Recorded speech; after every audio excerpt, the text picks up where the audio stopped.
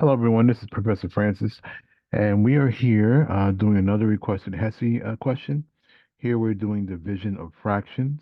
So let's get started.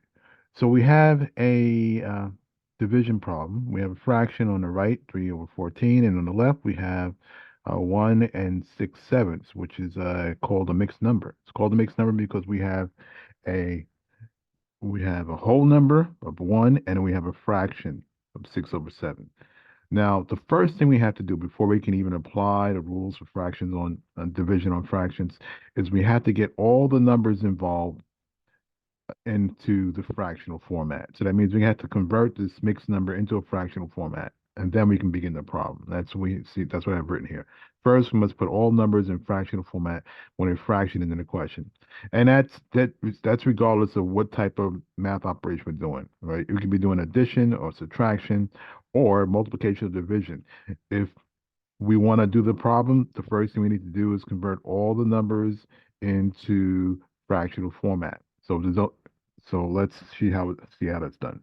Okay, so we look over here, we convert. It says convert mixed number to fractional format, and we have an example of how to do that. Right, so we have 1 and 6/7. They say convert this.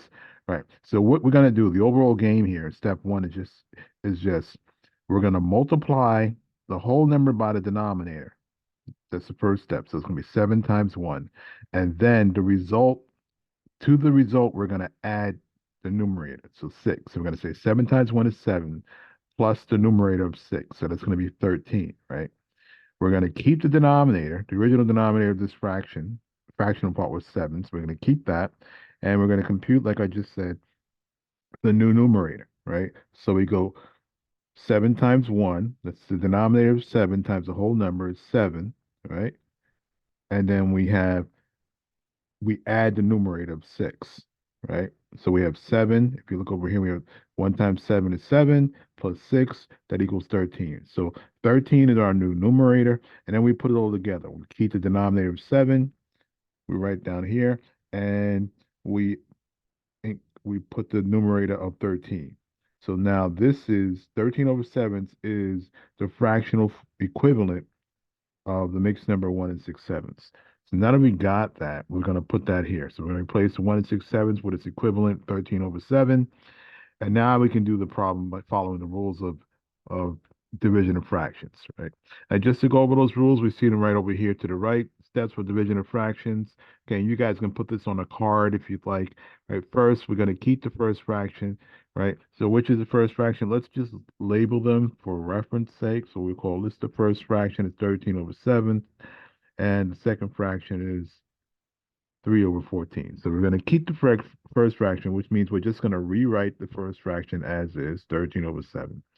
Step, step two is we change the division to multiplication. So this division operation, we're going to make it multiplication. And step three, we're going to flip the second fraction. So, or it's called taking a reciprocal. So the second fraction here, 3/14, we're going to write it as 14 over 3. All right, great. Now, the next step is we follow the rules for multiplication of fractions. So in the video library, if you go there, you go to this link, right? This will take you straight to the video library page, and you go to problem on set one, question 7. It tells you the rules of multiplication. We're going to go over them right now, but just so you have that for reference for later. And so the rules of multiplication of fractions is you multiply the tops and you multiply the bottoms. So it's going to be 13 times 14 over 7 times 3. Now, we had two options of doing this, right? Sometimes when we see the large numbers in a numerator like this, 13 and 14, what we want to do is we want to see if we can reduce these numbers, right? How do we do that? We look in the top and bottom of the two fractions and see if we identify any common factors. For example, here we have a 7, right? So, and then up here in the top on the right, we have a 14. Right, so 14 has a factor of 7, and 7 has a factor of 7. So we can divide out that common factor. So let's go ahead and do that. So we divide 7 by 7, we get 1, right? We divide the 14 by 7, we get 2, right? So now we go ahead and we significantly reduce our numbers. We can carry out the multiplication. So 13 times 2 is going to give us 26, and 1 times 3 is just going to give us 3. All right, great. We've solved the question. All right. If we forgot about this, about reducing, we we're still going to end up with 26 over 3, but we just had to go through we'll have to go through a reduction step. And I'll show you what that looks like. So I'm going to call this an alternate method, right? Let's say we're on a test, we're like, oh man, I don't remember how to do the reducing stuff. So you just go ahead and multiply straight across. So we had 13 over 7 times 14 over 3, right? And we just went ahead and multiplied straight across. We would get 182 over 21, right? Then we would do the same game. We know we definitely wouldn't see this on the answer list, so we said we had to reduce it, right? So we look for a common factor, right? So we look at 182 is a large number. So we look at 21 and see what the factors of 21 are, and try to see if we can divide out the 182 by the same. So 21 has it's either 1 and 21, so 1 times 21 is 1, or 7 times 3. So let's see if we can divide by 7, right? And then the factor we choose means that it divides evenly. So if we divide the top and bottom by 7, right?